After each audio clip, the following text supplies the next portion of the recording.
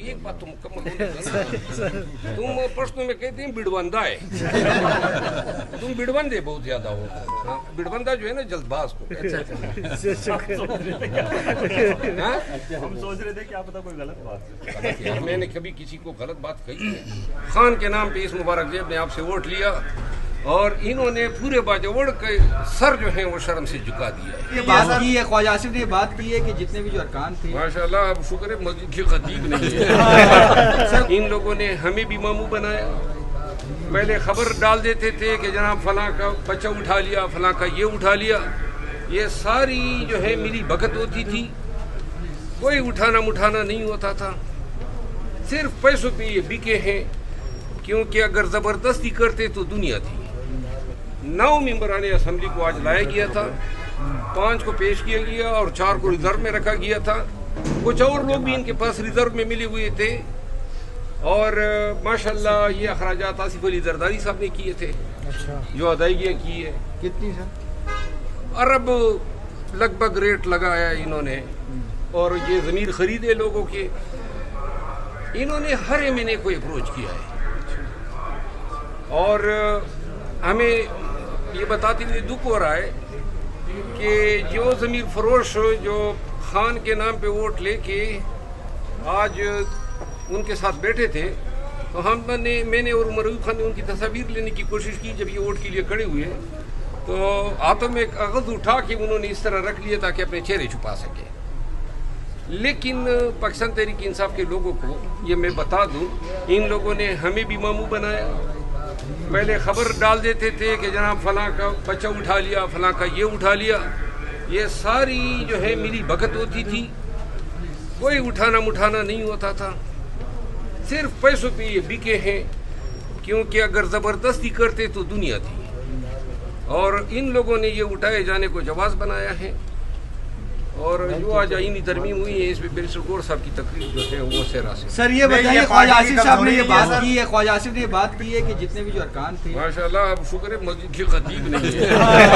Sir Khwaja Asif ने बात की कि जो 4 अरकान आए थे ये आजाद अरकान असेंबली, हम सब आप क्या कहते हैं? हम सब देखिए, काजी फाइज ईसा साहब के तो फेल हम बेनिशान हो गए थे, बल्ले का निशान हमसे छीन लिया। तो मैं खुद भी आज़ाद पास हुआ हूँ।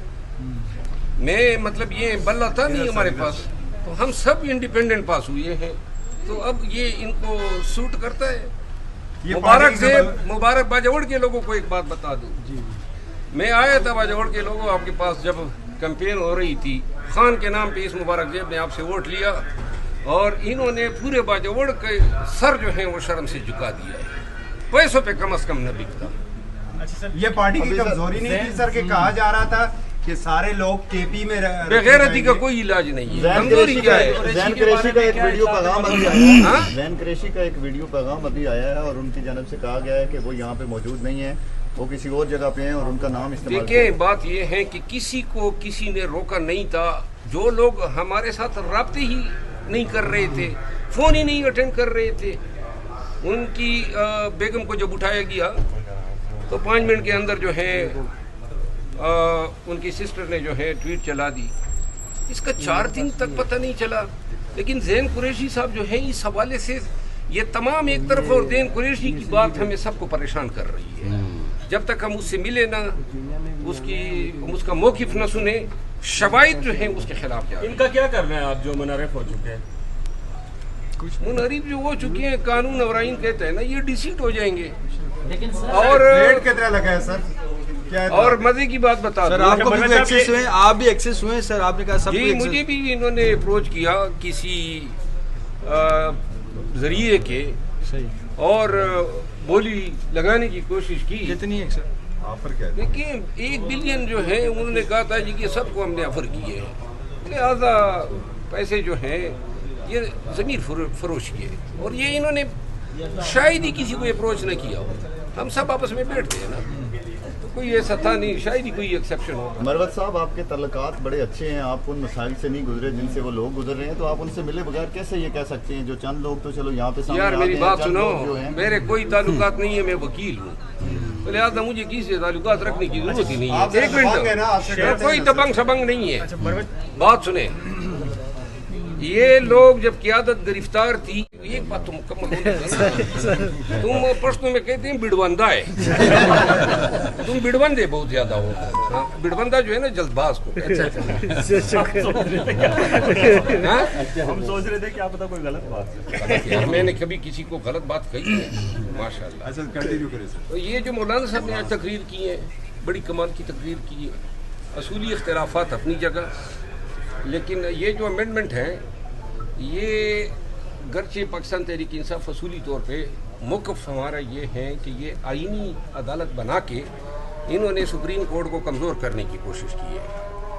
اور بقیہ جو تین ملٹری کورٹس والی بات ہے، آرٹیکل 8 کی امینڈمنٹ والی بات ہے، آرٹیکل 63 کی امینڈمنٹ والی بات ہے، وہ بڑی زہریلی ہوتی ہے.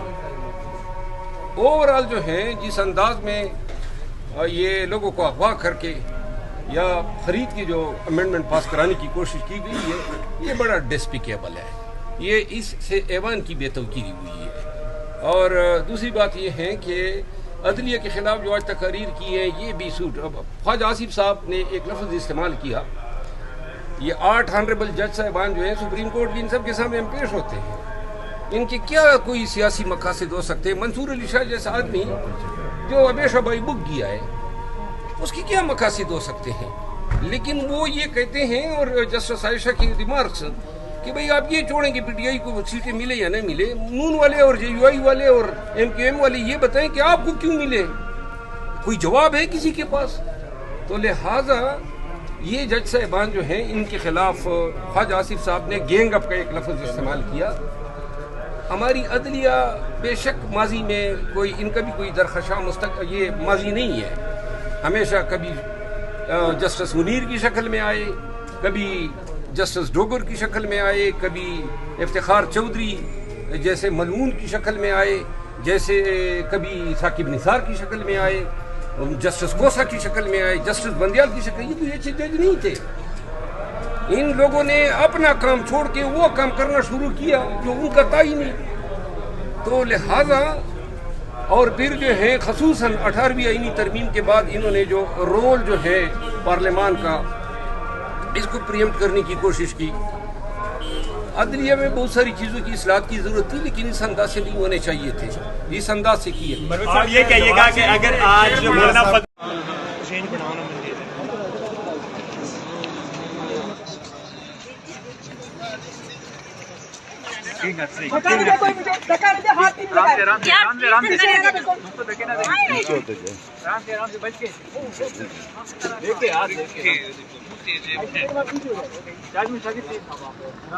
پیچھے ہو جائیں.